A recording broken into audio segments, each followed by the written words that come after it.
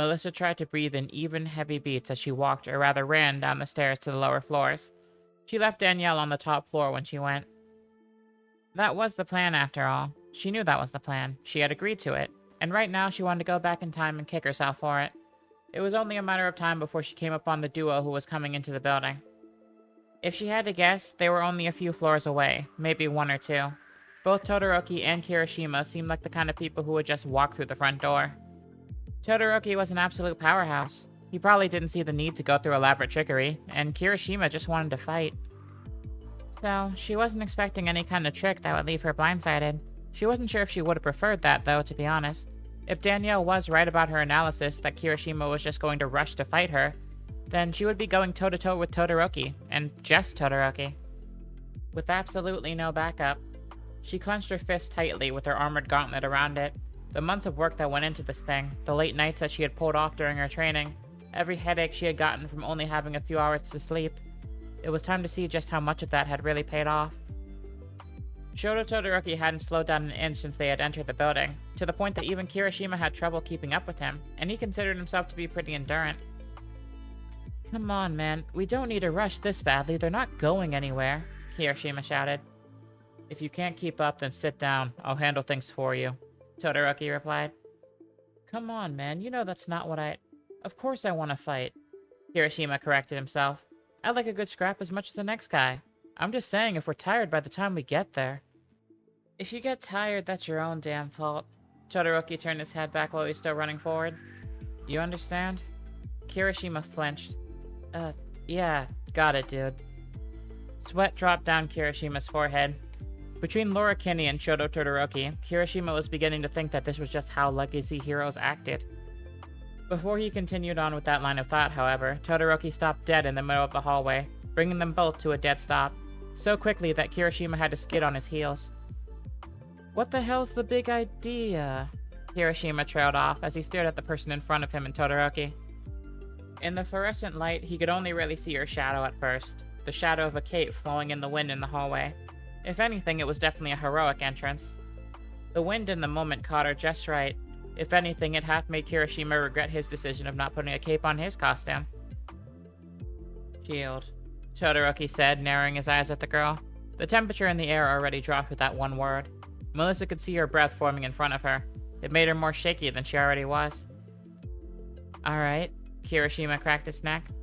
They hadn't come up with a plan for what would happen if they ran into somebody this soon on. But he was sure if the two of them worked together, they should be able to push past this. That, however, wasn't Todoroki's plan. The boy raised his left hand as a thin layer of ice formed in front of him. A layer that formed into a great wall, that with one swift motion of his hand he pushed down, straight towards Melissa.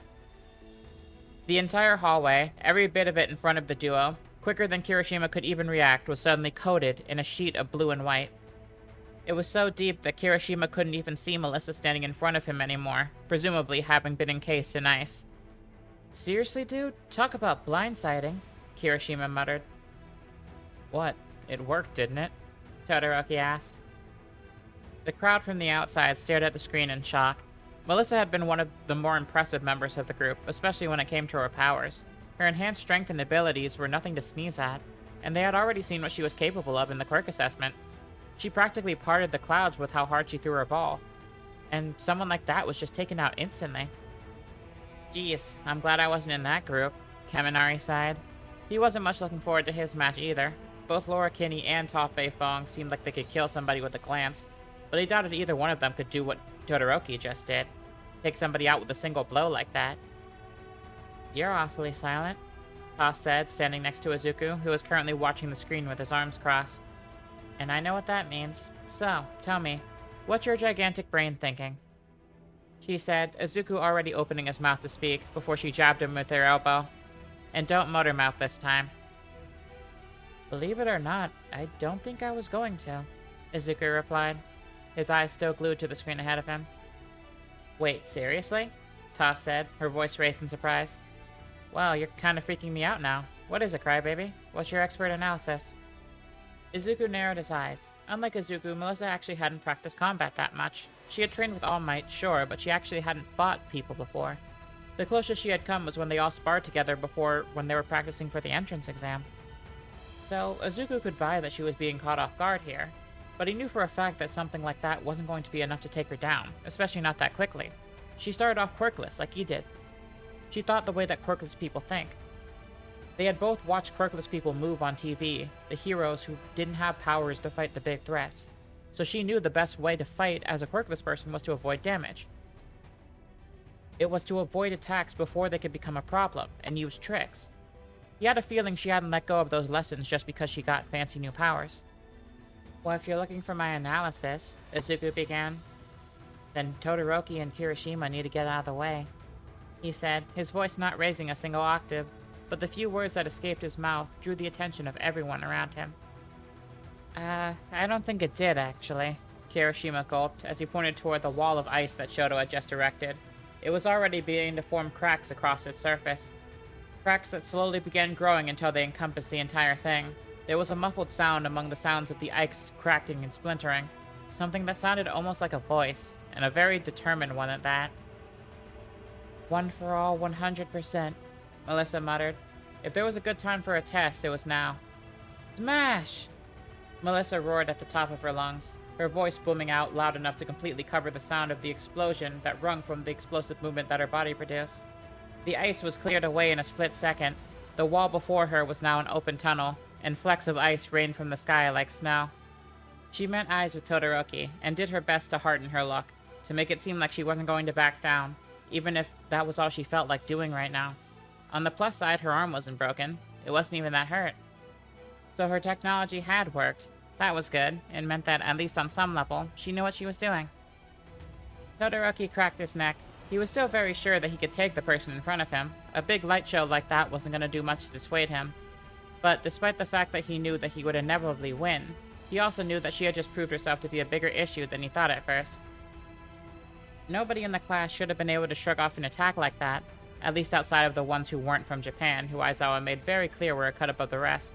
Something Shoto had stuck in his mind for later analysis. Sure, Melissa's shield fit in that category, but she didn't seem to match the levels of prowess of Danielle's shield or Laura Kinney, so he didn't really think it was worth analyzing any further. Clearly he was wrong. They only had a limited amount of time to take care of the bomb, and it wasn't like he could trust his partner to take care of her quickly. He didn't know the full extent of Kirishima's hardening quirk. If she was strong enough to break through his ice that quickly, it was entirely possible she was strong enough to break through his skin. And there was a decent chance that he would let her, considering how much he wanted to prove his quirk's toughness. Cage is probably at the top, Todoroki reasoned. If I create an opening, can you go up there and get her? I should be able to catch up with you quickly. Kirishima nodded immediately. If there was any chance to go toe-to-toe with Danielle freaking Cage, it was now. He could feel himself getting pumped already, blood pushing through his veins faster than it ever did before. Just say the word, Frosty. He gave Todoroki a thumbs up, as he smiled bright enough to light up the area.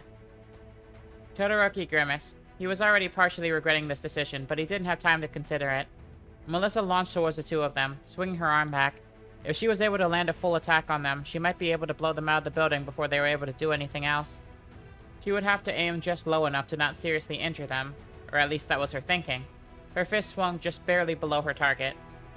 She could already feel the wind rushing to meet her hand, before it inevitably catapulted forward. Or at least that's what she had planned on happening. Instead, a block of ice formed, pushing her hand just a little bit, and that threw off her aim ever so slightly. Instead of aiming where she had been planning on, directly below their feet, she had ended up blasting away an entire section of the wall. To make matters worse, rubble kicked up in her face, nearly blinding her. As she waited for the smoke to clear, she realized she couldn't see much of anything.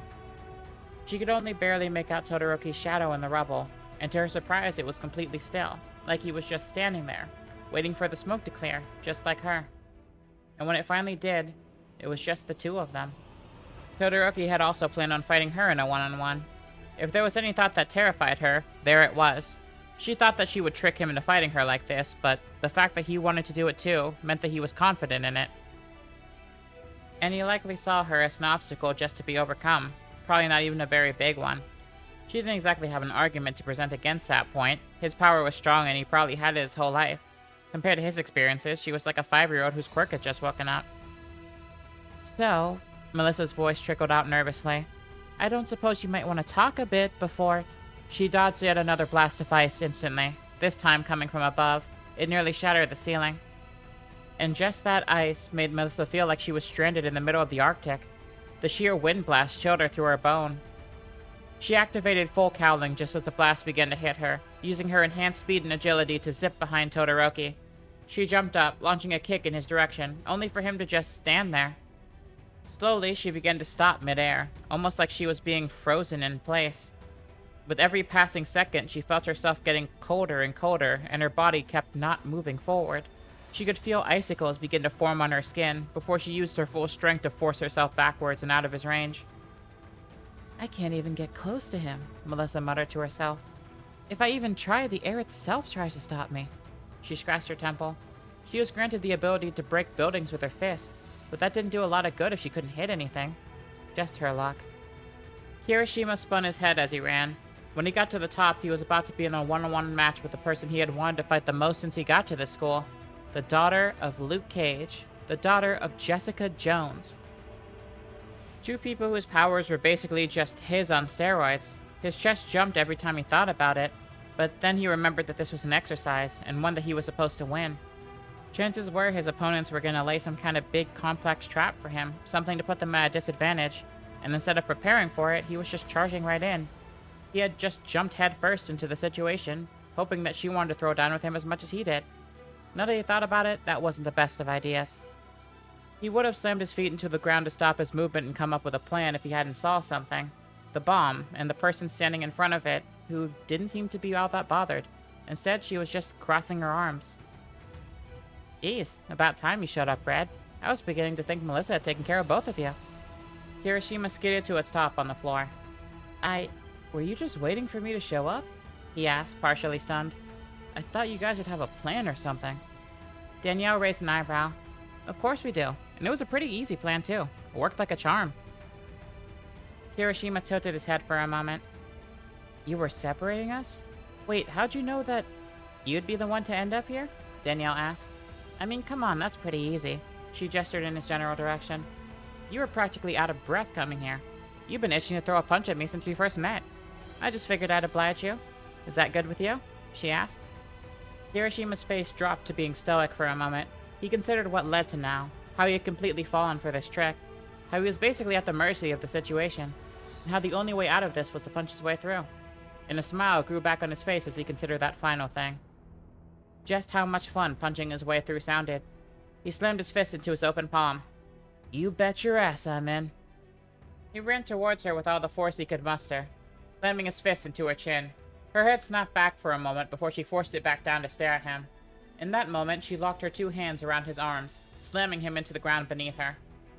He hardened the instant before impact, but to his surprise, it still definitely hurt. He kicked his feet up directly into her jaw, knocking her back a few feet as he flipped himself upwards, landing on his own feet. He charged forward, slamming both of his fists together into the side of her head. At roughly the same time, she brought his knee directly into his gut. The two reeled back from the impacts almost simultaneously. Kirishima coughed, trying to catch his breath.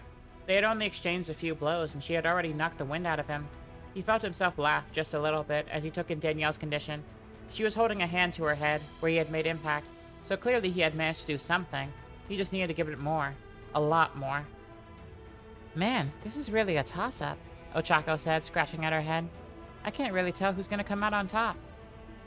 It seems Melissa can't get close enough to knock out Todoroki, Ida pondered. At the same point, Todoroki can't catch her quick enough to immobilize her. Not to mention the fact that Cage and Kirishima have very similar power sets. It seems like they're holding their own against each other fairly well. Shoji added. The eyes of the students slowly began drifting towards Izuku, even though this time he hadn't said a word. Izuku swallowed nervously, finally noticing the strange circumstance around him. Did I do something? No, it's just you usually have something to add at moments like this, Ochako replied, a bit of nervousness seeping into her tone. The rest of the crowd began nodding with her. And here I thought that was annoying, Izuku thought to himself. Well, I don't want to go on a tangent or... Izuku jerked as Logan nudged him. Don't want to keep the people waiting. You got the stage, kid, the man replied. Izuku found himself shakily nodding. He wasn't used to the fact that Wolverine, of all people, was teaching his class, and the fact that one of the greatest teachers in the world, one of the greatest heroes in the world, just touched him. was honestly mind-blowing to the extent that he could barely keep his mind flowed down. So, Izuku just forced whatever was at the top of his mind out. Right, yeah, okay. He cleared his throat.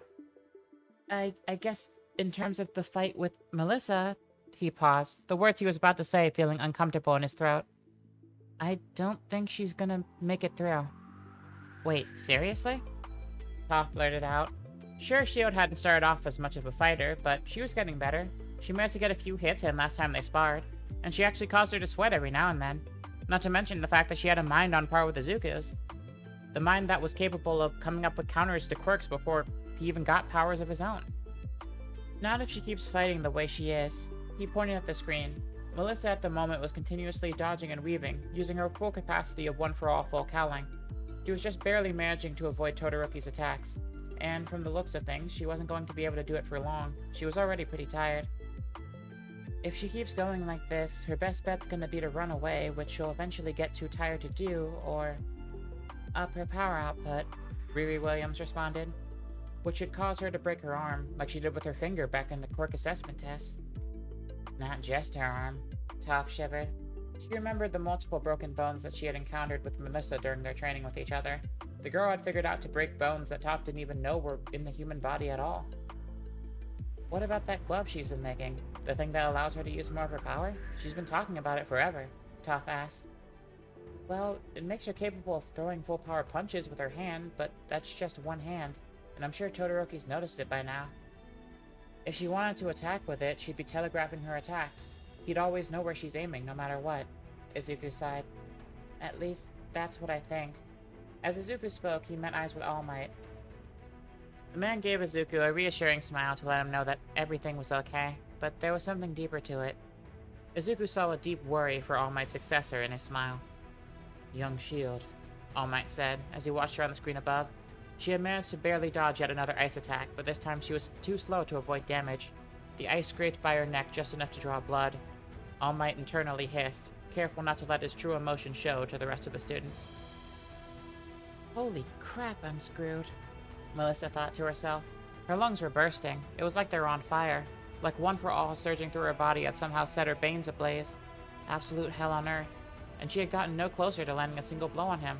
He had barely managed to push Todoroki from his spot. He had barely taken 2 steps since they had started their fight. This was completely different from when she had sparred with her friends. They were just friendly sparring with her, but this guy, it seemed almost like he wanted to hurt her. She was sure he didn't. He was a hero's son after all. But if she didn't move, she was sure she would have gotten a lot more hurt. He was bringing everything he could to this fight, and that meant that she had to do everything she could to not be taken out. Come on, Melissa, she whispered to herself. She ran through strategy over strategy in her head, but all of them just ended with her being flat on the ground. She scratched her head in frustration. Izuku won his fight. Toph was probably going to win hers. If either one of them were here, in this situation, she had no doubt that they were going to do better. They were always better at fighting than she was. It was like their minds were more wired to think under pressure. She could barely keep up thinking with all this dodging. Let alone form a counterattack. And every time she tried one, Todoroki just moved, or created a shield directly in front of him. She jumped over yet another one of his attacks, her foot hitting the ground, only to become snagged as the floor became flooded with a sheet of ice. She forced 5% of one for all through her leg, but the ice crawled up, reinforcing itself. 5% wasn't making a dent. He had caught her and he had no intention of letting her go. She reached her left hand up to try and smash herself out from the outside, only for it to get caught in yet another sheet of ice. Todoroki looked like he had barely broken a sweat, and yet he had already nearly completely restrained her. The only thing that was even slightly different about him was the fact that the ice from the area was starting to stick to his skin. Actually, from her perspective, his skin looked a lot paler, at least on the side where the ice was sticking more. That side was his right side. He didn't attack with his right side for some reason, not the entire time they had been fighting. Was that side somehow ineffective? If that was the case, maybe it just wasn't suited to holding his power. Now that she glanced at him a little closer, he was breathing harder. It could have been hypothermia starting to set in. Was that her ticket? If she lasted long enough, would he just freeze himself to death? No, that wouldn't work. She wouldn't be able to last long enough. The air around him formed into a denser state of white. Like a cloud was swirling around him, just waiting to be used as a weapon. She smacked her head against her hand with her only free hand. She had seconds, maybe, to come up with a solid plan. Even though this power was weighing down on him, she still couldn't beat him. Her best plan at the moment, even if she did get free, would just be to avoid him, but she couldn't do that for very long. So she needed to settle for taking him out of the fight, even if that meant taking herself out too. He wasn't going to be taken out by something as small as 5% of One for All. He had made that very clear. So she'd have to go all out. Meaning even if she did manage to hit him with her gauntlet and not break her arm, she was probably going to break everything around her with a full % smash. It was going to cause major structural damage. But that wasn't necessarily a bad thing. After all, she was the villain here. If anything, she should be causing collateral damage. She was protecting a bomb for peep's sake. The idea forming in her mind was one that she knew wasn't good. It wasn't smart, it wasn't clever, and it was liable to get her hurt if it went wrong. But it was a Hail Mary that had a decent chance of working, and she didn't have time to come up with another one. So, as Shoto launched his attack with his hand, she brought her own hand down, surging 100% of One for All through her gauntlet, aiming not at Todoroki, but slightly beneath him, directly at the floor. Smash! The sound of her voice echoed through the halls for a split second, as Todoroki's mind caught up to what she was doing. He stopped his attack as quick as he could, trying to form a makeshift barrier around him before the ground beneath them gave way. Kirishima jerked backwards as yet another blow from Danielle sent him reeling. This time it was hard enough to send him careening toward the ceiling, giving him just enough time to reharden his skin on his back to soften his landing. Danielle was already at top of him again in mere moments. He was quick, though. He used his boot to kick her back. It caught her by surprise as she skidded across the ground. He was beginning to understand just how big the gap between them was. Kirishima, to put it bluntly, was winded, exhausted, and he could feel his skin cracking every single time she landed a blow. Even in the brief moments where he wasn't taking direct hits from her, he could still feel his body struggling to keep itself going, just from the pain it had received before. At the very least, Danielle didn't look like she was doing great either. He could, at the very least, tell that he had managed to do some good damage to her. He could see the bruising starting to form around her arms. He could see the scuff marks taking place on her face. But that was where the injuries ended. She hadn't been walking any differently. She hadn't been breathing any differently. Nothing about her movements had changed at all. He hadn't caused enough damage for them to. They were two completely different levels of screwed up. He didn't know if that was because she had more durability than he did, or maybe because she was just stronger than he was. Super strength was part of her toolset, and wasn't really part of his, at least not to this extent. He stood to his full height, no matter how much that hurt his body at the moment. He knew he was probably about to lose, but at the very least he wanted to look his opponent in the eye. You know what? You're really something. He grinned. Manly. Again, not sure about that compliment, but I do my best, Danielle responded, returning a smile. Like you are. It's nice sparring with somebody who wants to go all out. I usually don't get that chance. As Kirishima was about to respond, he felt the building shift beneath him, like it was swaying or moving in the wind. Only there was no wind here. The testing grounds were indoors. Suddenly, the small swaying that the building endured got worse, as the building suddenly took on a 45-degree angle. Kirishima could tell that this exercise was probably going to end pretty soon after that. He didn't know what was causing this, but he could tell it wasn't going to be a good thing for his team. So, if he was going to go out, he was going to go out giving it his all. He jumped off the ground, forcing himself as high as he could from his newly found strange angle, as he reeled his fist back, hardening it to the point that each knuckle had an edge more like a knife than any human body part. Danielle looked up at him. If there was one thing she had to respect, it was this. In this moment, Kirishima wasn't running. He wasn't trying to scheme his way out of this. He just wanted one last blowout. A true ending to a true duel. And she was more than happy to oblige. The ground cracked and splintered beneath her feet as she bent her knees before shooting upwards, her form disappearing in a blur like a bullet, as her full strength pulverized the ground. The collision between the two warriors, blowing out the concrete on every edge of the floor of the building they stood on. It was a much longer wait this time. The crowds of students stood and waited for the people inside to come out. There hadn't been complete destruction. The building was very much still standing, but it was unstable. Around half of it had been nearly leveled by their little showdown, which meant that most of the cameras inside were broken. It was pretty much impossible to see where the students were to drag them out, so they just had to wait for them to come out themselves.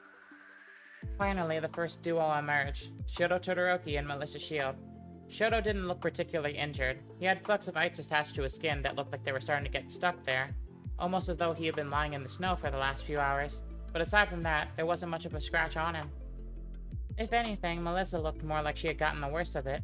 From looking at her body, you could tell that she tried to brace herself with her other arm when the building collapsed, using more power outfit than she usually did, as she fell down the cavern that she created. The second Izuku saw the girl, his face lit up with a smile, as the anxiety he hadn't known he was holding on to within him bubbled to the surface, nearly making his throat feel as though it was going to close. She scratched the back of her head awkwardly as she met eyes with him, her eyes practically screaming sorry for making him worry.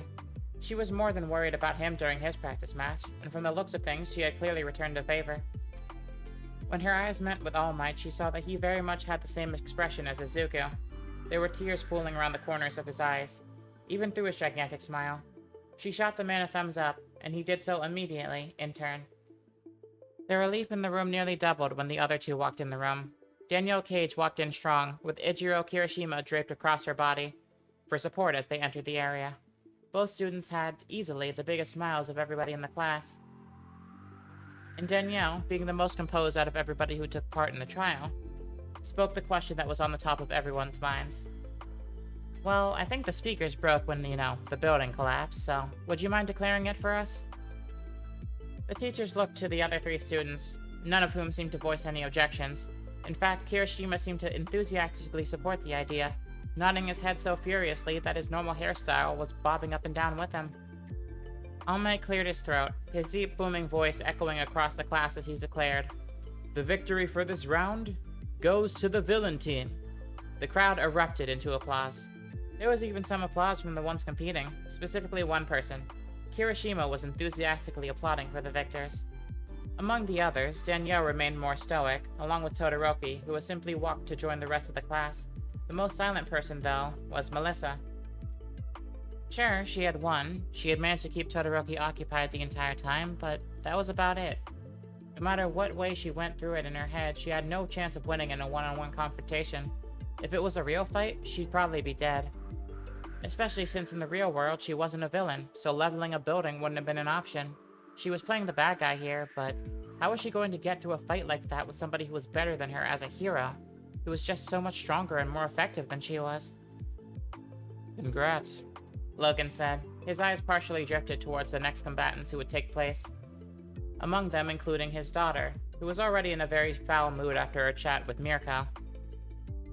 He might not have been there for the chat, but he heard everything from his partner, not to mention the fact that he could see Laura's face. She was pretty close to the kind of stone-cold expression that she had when he first met her, which would make things pretty dangerous for everybody else if she decided to act in other ways like she had when he first met her. The words that Rumi had said to him after her conversation with Laura rang through his mind. "When I'm through, that girl is gonna love me." He rubbed his eyes. He knew how stubborn Laura could be, and he knew how stubborn Rumi was. If Rumi got a chance to talk to her again before Laura's match, which seemed likely, things were probably gonna get a little bit dangerous. He cleared his throat in an effort to get the class's attention. "Alright, same drill as before. Who performed best?" Logan said, waiting inevitably for one of the students to take the stage. It didn't take long for someone to do just that, specifically Riri Williams. Well, very clearly the villain team was the one who performed the best. As she began, Logan walked to the side, gesturing towards Aizawa to continue leading the class as he grabbed his daughter and moved. Thankfully, she followed him without kicking up too much of a fuss. He didn't feel like explaining to the rest of the class why he had to have this conversation off to the side. They had managed to get to an area where the rest of the class's visual was blocked by a rather large wall, before Laura finally dug her feet into the ground and refused to move any further. "Nobody can hear us. The only person who probably would be able to from this far away is, well, us," she said as she crossed her arms. "Whatever this is about, can it wait?" "Come on, kid, don't fuck with me. You and I know full well what this is about," Logan replied. "Oh, do we?" she asked, as nonchalant as she could make herself. If it wasn't for Logan's enhanced senses, he might have had a hard time trying to tell that she was bullshitting. Thankfully, he had them. The girl in front of him was trained from birth to keep her mind clear, to be composed under any situation, so most people wouldn't be able to tell anything about her. Logan, though, he could quite literally smell the aggression on her, and given that she had the same abilities, she likely knew he could. "You don't need to dance around the point. If you're pissed, just..." "What, I'm the one dancing around?" Laura asked pointedly. "Because from what I heard, you've been the one dancing around. For a year." "Look, there are reasons I didn't tell you about. I'm not a kid, Logan, she cut in. Well, actually, Logan cut in. Before he could even get a word in, she immediately stole the stage. You can do whatever you want.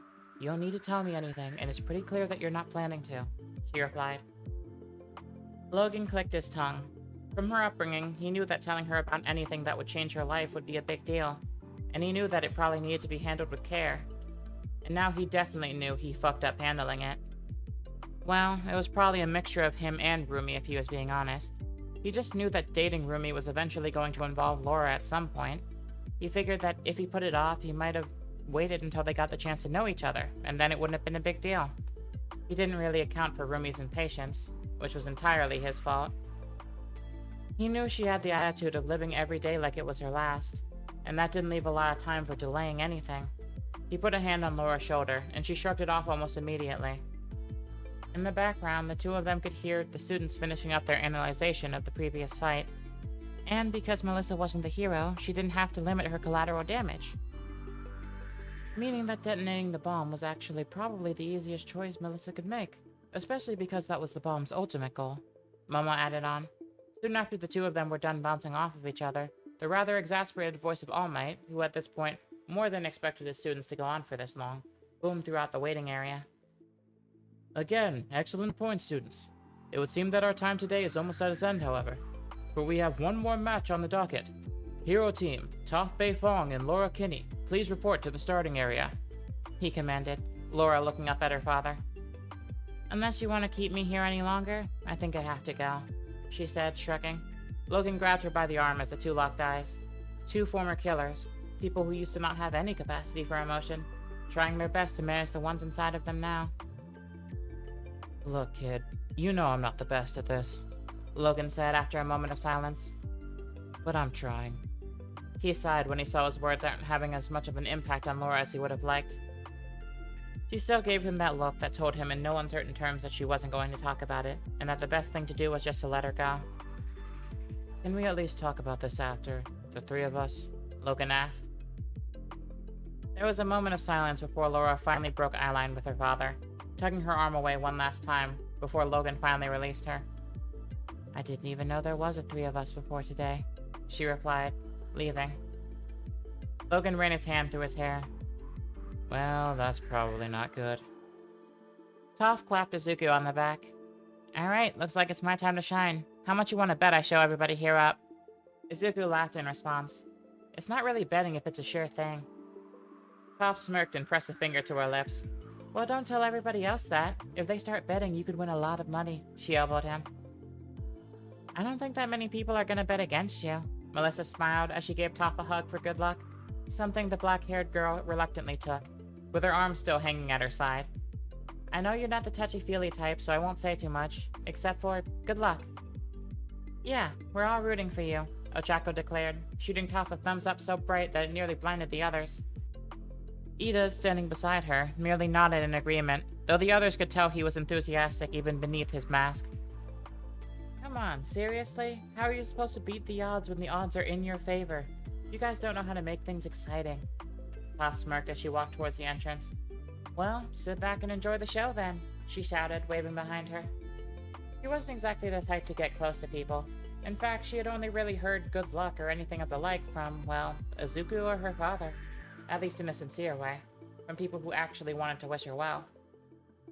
Toph was strong, and spending her life in Japan, she had a lot of people who wanted to be friends with her just because she was strong, and she had told most of those people in no uncertain terms where they could shove it. Because of that, it was really just Izuku for most of her life, and she was fine with that. But she had to admit, it was kinda nice to have other people here too. Her partner for this round appeared right next to her, right around the time that she was about to walk through the door. You ready to crush this? Toph asked to the girl next to her.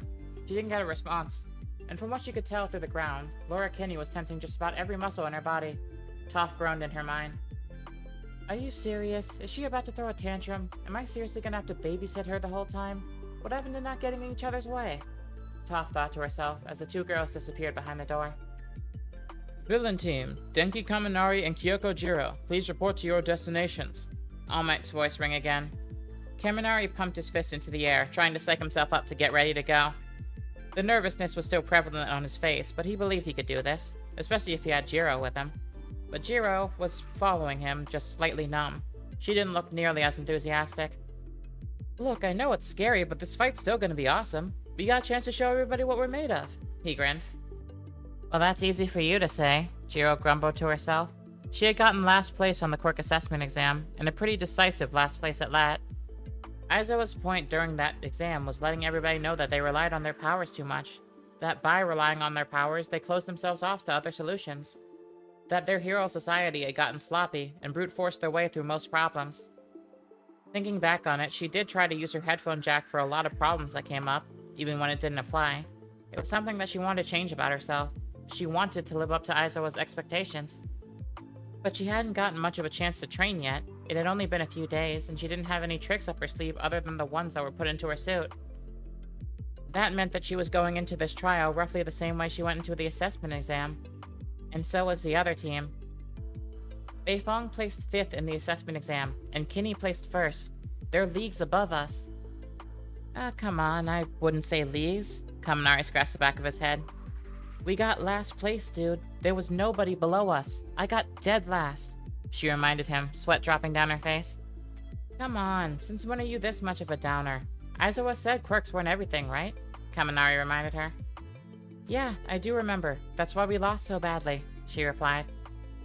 We lost badly because we only used our quirks, remember? That's what Aizawa said, Kaminari replied. That means we just need to come up with a solid plan. Wait, you have a plan? She asked, pointing in the direction of where the 2 others had just disappeared. For those guys? Not really, Kaminari replied. We'll just come up with one on the spot. Come up with one on the spot, huh? Ejiro groaned as the 2 disappeared beyond the wall into their area.